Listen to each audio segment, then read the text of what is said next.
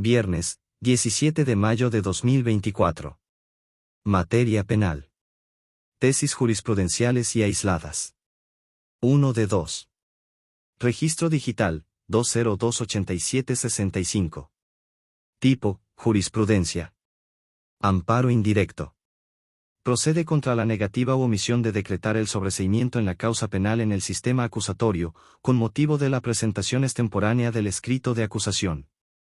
Hechos. Los tribunales colegiados de circuito contendiente sustentaron criterios contradictorios al analizar la procedencia del amparo indirecto contra la negativa u omisión de decretar el sobreseimiento en la causa penal en el sistema acusatorio, con motivo de la presentación extemporánea del escrito de acusación.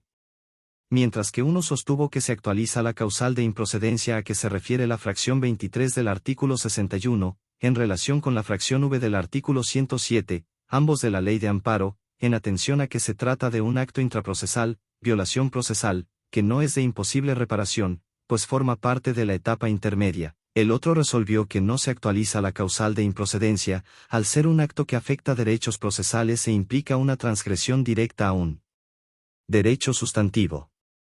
Criterio jurídico. El Pleno Regional en Materias Penal y de Trabajo de la Región Centro-Norte, con residencia en la Ciudad de México, determina que procede el amparo indirecto contra la negativa u omisión del juez de control de decretar el sobreseimiento de la causa penal con motivo de la presentación extemporánea del escrito de acusación.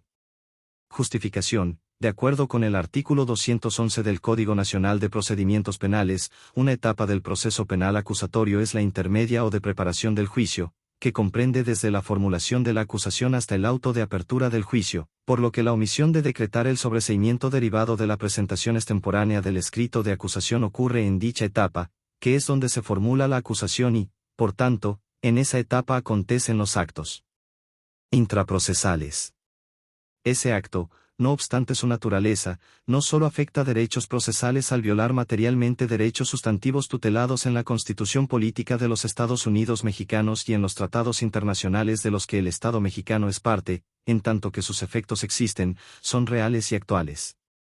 Al negar o omitir decretar el sobreseimiento se violan los derechos del imputado a la libertad personal y de acceso a la justicia de manera expedita, al posponer la decisión del caso y restringir su libertad personal, ya que conforme al artículo 328 del Código Nacional de Procedimientos Penales, el sobreseimiento firme tiene efectos de sentencia absolutoria, por lo que inhibe una nueva persecución penal por el mismo hecho y hace cesar todas las medidas cautelares que se hubieran dictado.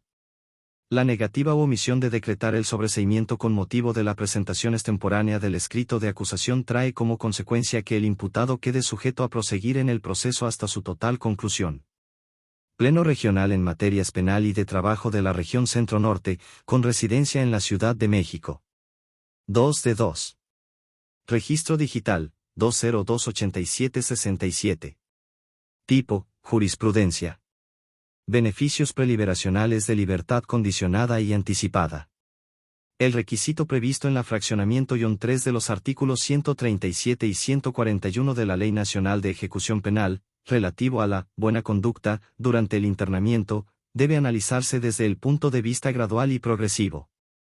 Hechos. Los tribunales colegiados de circuito contendiente sustentaron criterios contradictorios al analizar el requisito de la buena conducta durante el internamiento, previsto para la obtención de los beneficios preliberacionales de libertad condicionada y anticipada.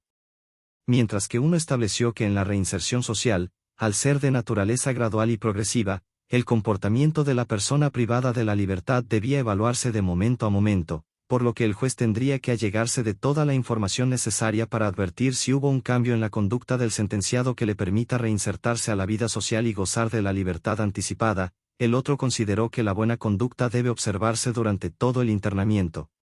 No obstante que el sentenciado pudiera haberla mantenido solo por un lapso con el fin de lograr su libertad.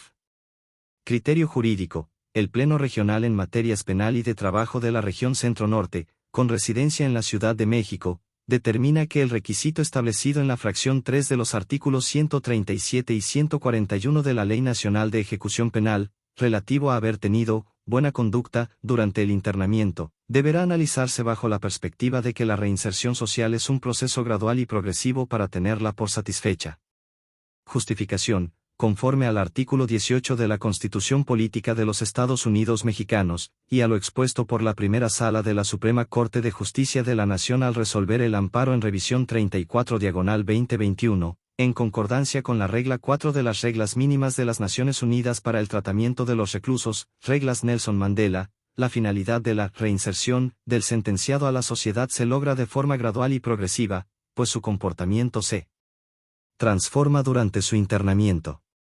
Por tanto, corresponde al juzgador en ejercicio de su arbitrio judicial, realizar un análisis integral de la conducta del interno desde que ingresó hasta que se resuelva sobre la procedencia del beneficio preliberacional, donde deberá analizar cada una de las sanciones o correctivos impuestos, fechas en que acontecieron, frecuencia, naturaleza de la infracción, gravedad, hechos que las motivaron, trascendencia, si las faltas están previstas en la ley aplicable o reglamentos, para detectar cambios positivos, con el objeto de ponderar si impactan en términos globales o integrales en la evaluación final para concluir si hubo o no una buena conducta y tener por satisfecho el requisito señalado, para alcanzar alguno de los beneficios preliberacionales previstos en la invocada ley.